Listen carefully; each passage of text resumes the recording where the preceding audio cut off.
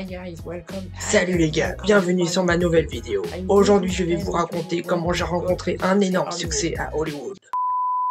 Plus sérieusement, nous allons parler de mes expériences au théâtre, même si entre nous il n'y en a pas tellement que ça, hein. J'ai pas 50 ans de carrière. Tout a commencé au collège. J'ai environ 12 ans et je découvre, en 6ème, au début de l'année, qu'il y a un atelier théâtre dans mon établissement. Moi j'ai toujours aimé les spectacles, le cirque, le cinéma, la télé, tout ça. Bon, à l'époque, et beaucoup plus que maintenant, j'étais très timide et réservé, et je faisais littéralement cette taille. Je vais aux quelques premiers cours, c'est super, on fait des exercices de théâtre, et après, on découvre la pièce. Si je me souviens bien, c'était une histoire avec Blanche-Neige et d'autres princesses qui découvrent que leur prince charmant, c'est le même. Pour tous, c'est le même. C'est carrément le genre de pièce humoristique et loufoque que je kiffe. Et là, j'ai arrêté.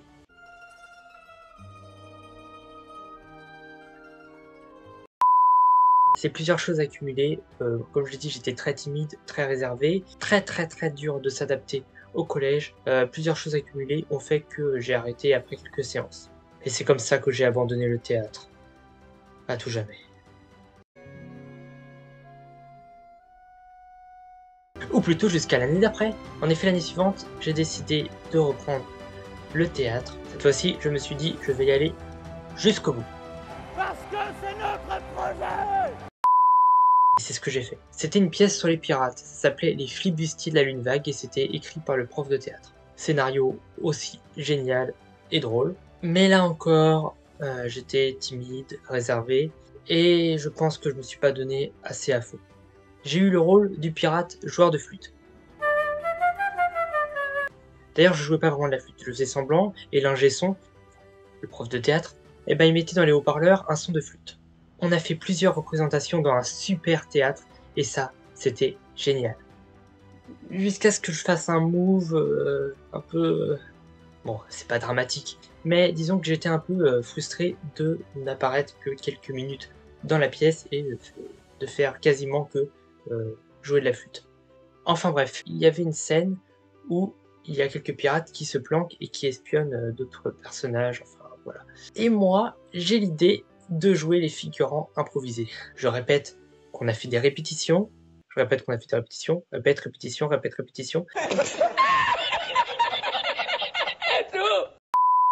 et qu'on a joué plusieurs fois devant le public la scène, mais là, pour la dernière, au moment où les autres pirates se faufilent, eh bien moi, je me faufile, alors que clairement je ne devais plus apparaître dans la pièce. Et clairement, c'est pas très bien passé. On m'a fait remarquer que je n'avais pas à apparaître comme ça, que ça pouvait je crois, déstabiliser un peu, parce que c'était pas prévu, et puis tout simplement que ça se faisait pas. Je me suis un peu senti coupable. Tout le monde n'était pas contre moi, hein, certains me défendaient. Hein. Avec le recul, je me dis que pourquoi pas en fait, faut oser des choses dans la vie, et franchement, moi, juste faire de la flûte, j'avais envie de faire plus. Mais désolé encore si ça a pu troubler certains. C'était quand même une super expérience. N'empêche qu'après ça, en 4ème, j'ai pas vraiment osé reprendre le théâtre. Et en 3ème, je l'ai pas repris non plus. On peut pas réparer le passé, on peut pas revenir en arrière. C'est comme ça. Je voulais aller en seconde générale, mais avec mes difficultés à l'école, c'était pas possible. Je suis donc allé en CAP cuisine. Au départ, j'aimais bien, mais après c'est devenu un enfer. Là, clairement, j'ai envie de m'énerver. Mais c'est pas le sujet de cette vidéo. Tout ça pour dire que je suis arrivé au CAP cuisine et que je me suis dit, et si je reprenais le théâtre? Mais malheureusement, il n'y avait pas d'option théâtre pour les CAP. Et ça, franchement, je trouve ça bien dommage. 2 ans de CAP, et puis le confinement, Nous sommes Covid, confinement, en guerre. Covid, confinement, Covid. Après le confinement du Covid, de la Covid, donc du Covid, je dis ce que je veux, merde, j'ai découvert qu'une association de ma ville organisait un cours de théâtre. Je me suis dit, c'est super, je vais m'y mettre à fond cette fois, et puis c'est en dehors de l'école. De toute façon, j'allais plus à l'école. On bat les couilles, frère. Et puis rebelote, tout est fermé à cause du Covid. Donc, arrêt obligatoire. J'étais ensuite motivé pour reprendre les cours. Et cette fois-ci, je voulais aller en seconde générale. Je voulais essayer. J'ai vu que là aussi, il y avait une option théâtre, et je m'y suis inscrit. J'arrive au premier cours, il n'y a personne. Il y a juste moi et la prof. S'ensuit un étrange cours où je suis seul sur scène, avec la prof qui me donne des indications. La semaine d'après, enfin, on est un groupe de théâtre avec des gens super cool. Originalité comparée aux autres fois, on a écrit notre propre pièce, le sapin. Donc on a tout écrit ensemble, avec mon ordinateur parce que j'avais un ordinateur pour les cours, et donc on en a profité pour écrire dessus.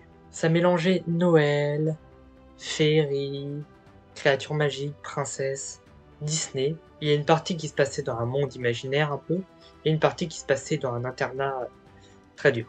Je jouais le directeur d'internat sévère, et dans le monde où les enfants rêvent, je jouais une sorte de méchant Père Noël diabolique, hyper diabolique.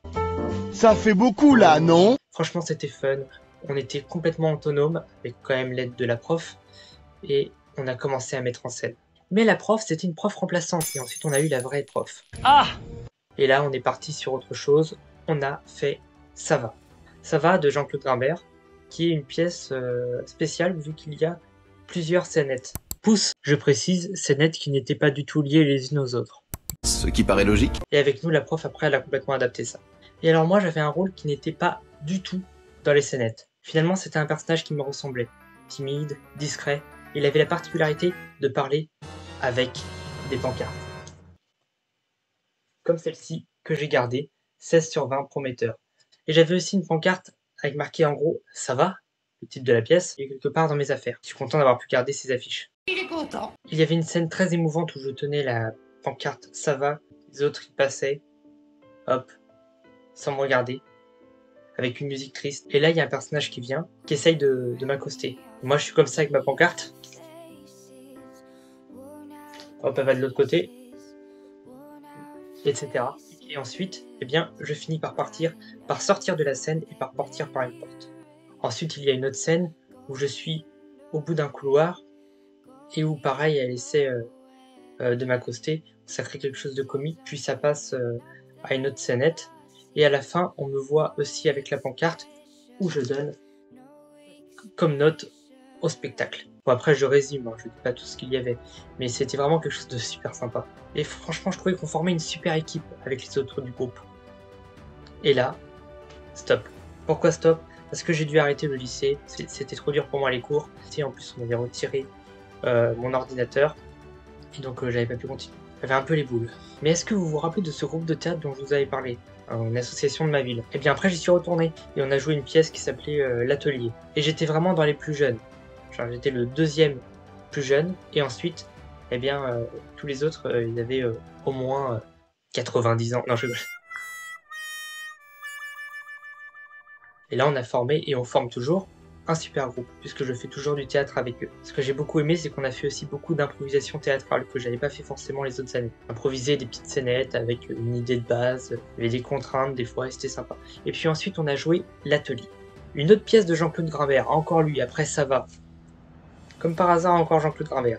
Je joue donc impresseur, donc voilà, j'apparais dans quelques scènes où j'ai du linge à m'occuper, voilà. Et il y a une scène que j'adore, où mon personnage démissionne, pose ses affaires, et il dit cette réplique qui me revient encore souvent à la tête, « Je ne viendrai pas lundi ». Et en fait, tout ça pour dire qu'il ne viendra pas, qu'il ne viendra plus, tout court. Et là, le patron, « Oh non, reste, c'est ma faute », et au final, mon personnage, il part, c'est assez drôle. Et cette pièce, à la fois, bon, ça se passe après-guerre, je crois, quelque chose comme ça, bon, il y a un petit côté sombre, mais il y a quand même de l'humour, et c'était sympa.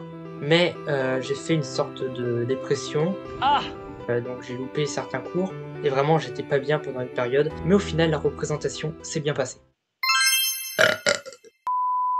Et là, on a repris avec une nouvelle pièce, La Reine Maigre, de Jean-Claude Grimbert. Encore Jean-Claude Grimbert! Non, je rigole. J'adore Jean-Claude Grimbert, franchement. Après avoir joué 3 de ses pièces, j'adore ce qu'il fait. La pièce s'appelle La Reine Maigre. C'est vraiment très décalé. Ça se passe en temps moyenâgeux. Il y a le McDo dedans.